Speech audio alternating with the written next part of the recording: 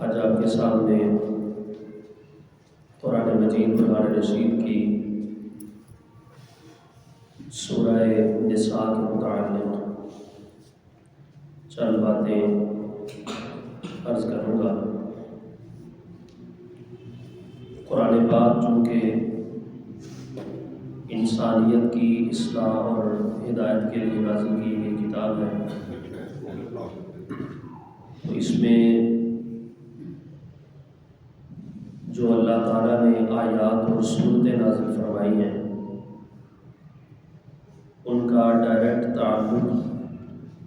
انسان اور انسانی زندگی کے ساتھ ہے۔ اس میں انسان کی ذات، انسان کے معاملات، تجارت، مال کی تقسیم، زندگی کے معاملات، آخرت کے معاملات، یعنی کہ ہر وہ چیز کہ جس کا تعلق انسان کی ذات سے وابستہ ہے، اللہ تعالیٰ نے اپنی کتاب کے اندر ان ساری باتوں کو ذکر فرمایا ہے۔ معاشرتی اعتبار سے ہمارے اندر جو قباحتیں اور خرابیاں پائی جاتی ہیں، ان ساری چیزوں کو اگر ہم ٹھیک کرنا چاہتے ہیں اور ان کے لیے کوئی رہنما اصول ہم چاہتے ہیں کہ قرآن و سنت کی روشنی میں ہمیں مل جائیں، تو دو صورتیں ایسی ہیں کہ جو ہمیں ڈائریکٹ بہت سارے ایسے مسائل اور معاملات ہیں کہ جو معاشرتی طور پہ ہمارے بگڑے ہوئے ہیں، مگر وہ صورتیں ہمیں ان معاملات کو بہتر کرنے کی طرف رہنمائی کرتی ہیں۔ ان میں سے ایک صورت سورہ نساء ہے۔ نساء عربی کے اندر عورتوں کو کہا جاتا ہے، یعنی کہ 2 سے 3 سے زائد جو خواتین ہوتی ہیں ان کے اوپر لفظ نساء کا اطلاق ہوتا ہے۔ اگر ایک عورت مراد لی جائے تو اس کو عربی کے اندر امرأۃ کہا جاتا ہے، اور اگر 2 عورتیں مراد لی جائیں تو ان کو امرأتین کہا جاتا ہے، اور اگر 2 سے اوپر چلی جائیں، 3 یا 3 سے زائد جہاں تک ہو جاتی ہیں، تو ان کو نساء یا نسوۃ کہا جاتا ہے۔ یہ دونوں لفظ اللہ تعالیٰ نے قرآن پاک میں استعمال فرمائے ہیں۔ نساء کا جو لفظ ہے وہ یہیں پر اسی سورت کے اندر سورہ نساء کے اندر موجود ہے، جس کی وجہ سے اس سورت کا نام سورۃ النساء بھی رکھا گیا ہے۔ اور نسوۃ کا لفظ پارہ نمبر 12 میں زلیخا اور حضرت یوسف علیہ السلام کا جو معاملہ ہوا تھا، تو اس معاملے کی جب خبر پورے مصر شہر کے اندر پھیل گئی تھی، تو پھر جو وزراء اور بڑے بڑے جو مشیر تھے بادشاہ کے، ان کی خواتین تک جب یہ ساری باتیں پہنچیں تو ان کے جو معاملات بنے تھے، یا انہوں نے جو زلیخا کے بارے میں پھر گفت و شنید کرنی شروع کی تھی، تو ان کے لیے اللہ تعالیٰ نے نسوۃ کا لفظ کو استعمال فرمایا۔ بہرحال جب 3 سے زائد خواتین کی بات ہوتی ہے تو ان کو پھر یا تو لفظ نساء کے ساتھ تعبیر کیا جاتا ہے یا پھر لفظ نسوۃ کے ساتھ تعبیر کیا جاتا ہے۔ تو اس سورت کا نام سورۃ النساء رکھا گیا۔ ایک تو یہ ہے کہ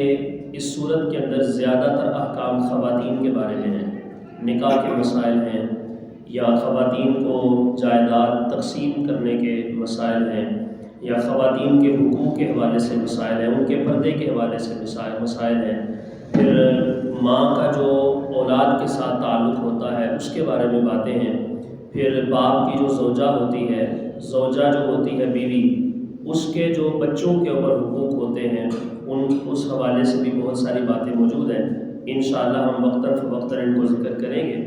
تو چونکہ اس سورہ مبارکہ کے اندر زیادہ تر مسائل خواتین کے بارے میں ذکر کیے گئے ہیں، اس لیے اس سورت کو سورۃ النساء کہا گیا ہے۔ سورہ نساء جو ہے یہ نزول کے اعتبار سے 3 شوال کے اندر اس کا نزول ہونا شروع ہوا ہجرت کے بعد، اور یہ 3 شوال سے لے کر 5 شوال تک یہ 2 سال 3 سال جو ہے یہ سورہ مبارکہ کی آیات آہستہ آہستہ تھوڑی تھوڑی نازل ہوتی رہی، چونکہ اس کے اندر بہت ساری چیزوں کو ذکر کیا گیا ہے، بہت سارے غزوات کا ذکر ہے، غزوہ احد کا ذکر ہے، غزوہ بدر کا ذکر ہے، اور پھر مال کی تقسیم کے اعتبار سے جو ان غزوات کے اندر صحابہ کرام علیہم رضوان کو دشواریاں پیش آئی تھیں بعد میں،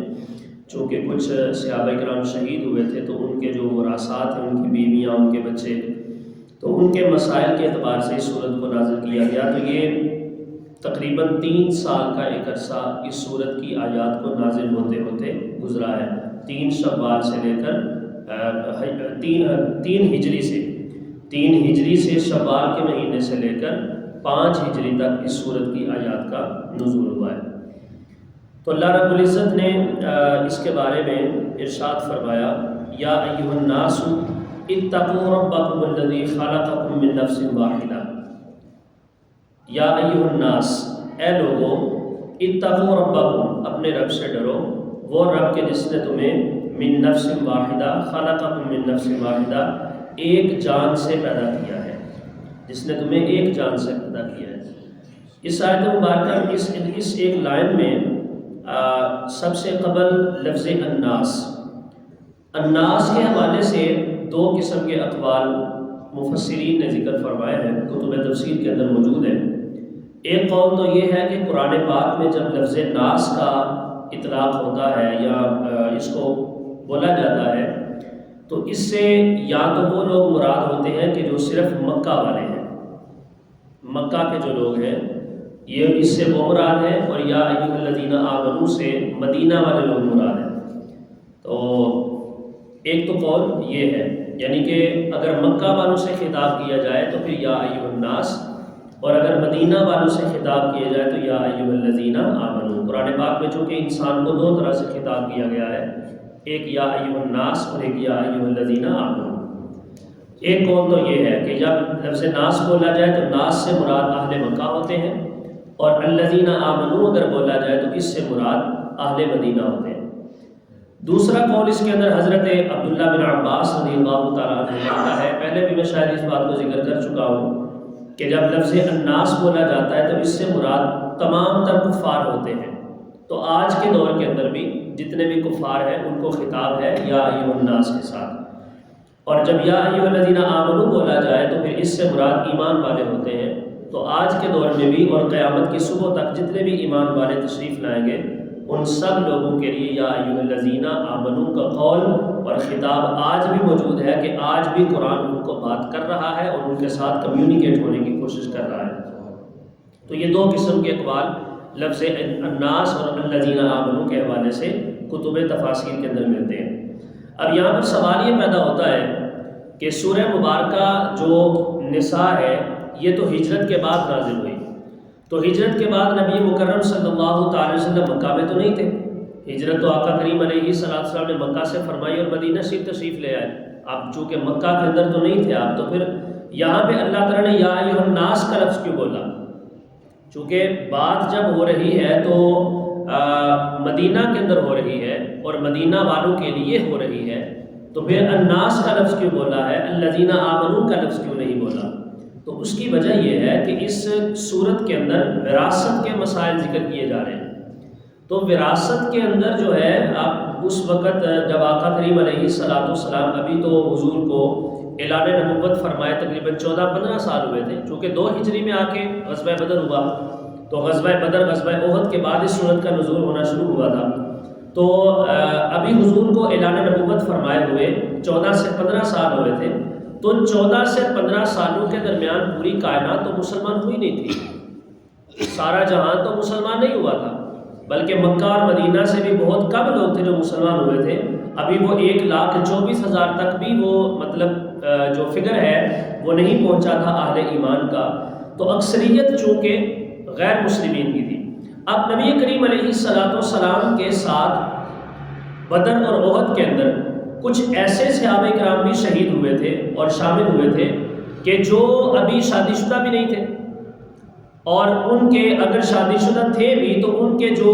مال اور جائیداد کے مسائل تھے وہ ابھی ان کے بڑوں کے ہاتھ میں تھے، اور بڑے جو تھے وہ بھی کافر تھے، ابھی مسلمان نہیں ہوئے تھے۔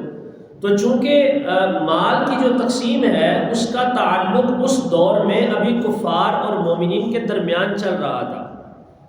تو زیادہ اکثریت جو تھی وہ کفار کی تھی اور بڑے بھی تھے، جن سے پھر آگے وراثت اور مال جائیداد کی تقسیم کا شروع ہونا تھا سلسلہ۔ تو اللہ رب العزت نے اس لیے یہاں پہ جو ہے وہ کلی طور پہ الذین آمنوا کا لفظ نہیں بولا، بلکہ رب تعالیٰ نے الناس کا لفظ بولا ہے کہ ان کو بھی اس بات کے اوپر انڈیکیٹ کیا جائے اور ان کو ان کا جو ایک اٹینشن ہے کفار کی وہ اپنی طرف کی جائے کہ جس رب نے تمہیں ایک جان سے پیدا کیا ہے اس رب سے ڈرنے کا حکم صرف ایمان والوں کو نہیں بلکہ کافروں کو بھی ہے۔